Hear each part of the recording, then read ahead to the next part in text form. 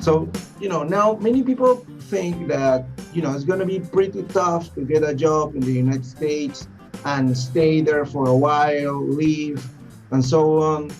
What are your thoughts about that? About the visa, about the whole process, about, getting maybe staying more time, basically working in the United States? Yeah, so just to give a little more context, so with the visa, after you finish with the F1 visa, that is the student visa that we have in order to study, you have like what they call an OPT.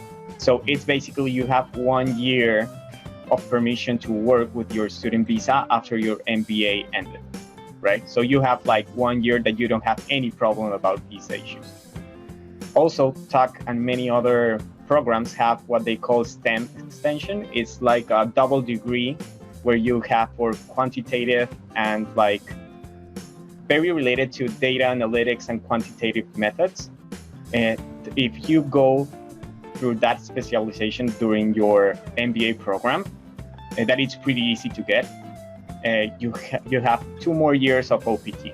So with that, you will have 3 years able to work with a student visa in the United States. So that's like also already a big change and a big opportunity, right? And at the same time, during those 3 years, your company is going to apply for your work visa. So you will have 3 years to get your work visa that is through a lottery, but because you studied an MBA, you have a separate lottery that it's easier than like the normal lottery where they put everyone and do the lottery from there. So they have like what they call the MBA cap. So I don't know too many people that needed to like go out of the States because of like visa issues really with this STEM extension thing. So I got the lottery of the working visa in my first try. So I was like very lucky in that part. So the working visa, I think it gives you like 6 years like of permission, and it goes like it gets renewal automatically. So for me, I was very happy because it became like a long-term thing to stay here. But I don't think it's too much of a problem right now. And in the worst case scenario, if it's like a big company or multinational, like consulting firm, bank, big tech, or some like those type of companies, worst case scenario, at the one they send you to another office, like you go to Europe for 1 year, and then you can come back to the US with another type of visa. It's a transfer visa. So you have like an opportunity, if you want to return to the States, you will be able to come back. So I wouldn't worry too much. The only caveat to this is that obviously the companies that are in a position to sponsor the work visa are not like,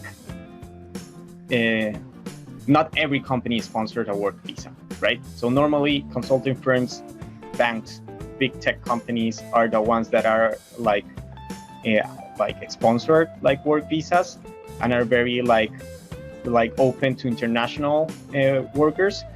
But if your plan is to work in a startup, like a very small startup, it would be a little more challenging because they don't have like the infrastructure, they don't have like the lawyers in order to go through that process that is very expensive for the companies.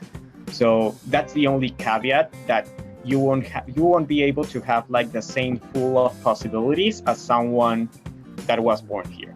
But the main companies that you dream to work on are going to be able to sponsor you a visa. Right. Okay, so let's talk about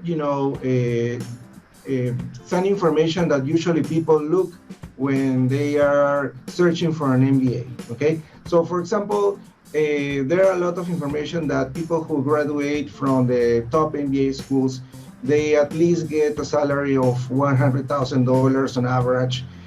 What is your experience or the experience of your class? Do you believe it's true? Is a lie? I mean, for a lot of people in Latin America, that would be a lot of money. How do you see that?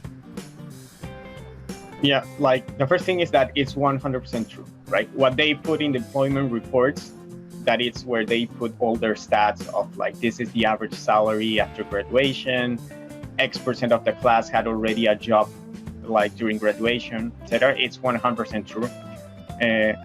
In the case of like a top MBA, for example, at TUC, I think 98% of my class had a job at the time of graduation. So you will like all the, at the end, like the MBA is it's an investment. It's not like an expense, it's an investment, and you will be very good rewarded after the whole experience, right? Obviously, your salary will depend on the company and the industry that you will go at the end of the MBA. But yes, it's 100% true. All the stats are true, and it's very rewarding at the end. And it's like the investment not only makes sense, but it's like very rewarding, right? So for me, like if you're worried about like if the investment is going to be like valuable, or you would be able like at the end to pay your MBA because you have like some student debt, you will be able to do it because like it has like a very good return.